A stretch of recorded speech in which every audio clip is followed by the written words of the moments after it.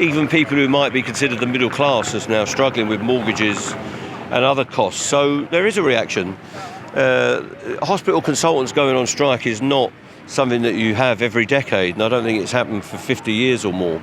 So there's something profound happening in this country, and the unions have got to make sure they're supporting working people and leading those campaigns.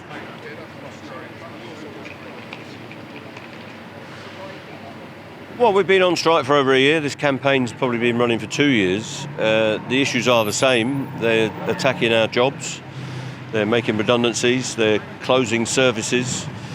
We haven't had a pay rise for 4 years. And the people that remain, they want to cut our conditions and issue new contracts of employment. There's not an agreement in sight at the moment, but we remain available for negotiation with the companies and with the government, but that's up to them to invite us back to the table so that we can work up some solutions to the dispute.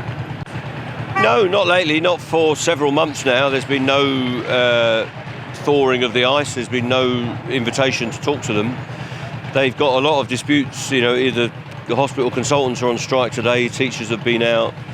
There's been lots of different sections of the workforce across Britain that's been involved in action. So they've been concentrating on that, I think, but they've got to get a solution to this issue sooner or later. So we're available if they want to discuss some issues. Well, people are never happy when their services are disrupted. We understand that, and we don't want to be doing that.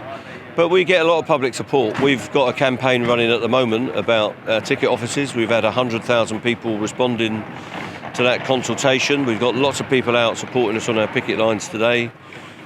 Community groups, women's groups, disabled access groups. So we're getting a lot of support around the country for what we're doing. The drivers and the guards and everyone else, catering staff, engineering staff and station staff, are all suffering because they've not had a pay rise.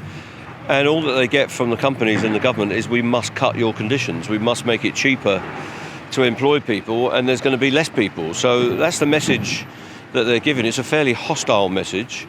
And of course, when that happens, the workers turn to their unions to try and defend them. And that's exactly what we've been doing with the other trade unions in this campaign, to defend what we've agreed, to keep the companies honouring those contracts. And of course, we'd like a pay deal. And there's no sign of that at the moment. But, we're always hopeful that there can be some common sense and goodwill coming our way, because we've run these trains through the pandemic, despite the hostility of those employers, and we're hopeful that a deal can be created soon. Other unions are supporting us. Many of the unions have got their own campaigns running in the private sector and in the public sector.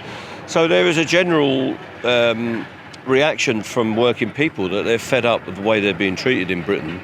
They're fed up, essentially, of the transfer from wealth from working people to the super rich.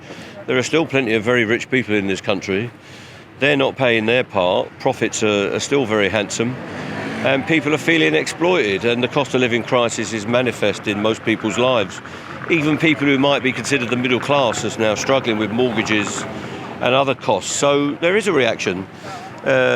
Hospital consultants going on strike is not something that you have every decade, and I don't think it's happened for 50 years or more. So there's something profound happening in this country, and the unions have got to make sure they're supporting working people and leading those campaigns.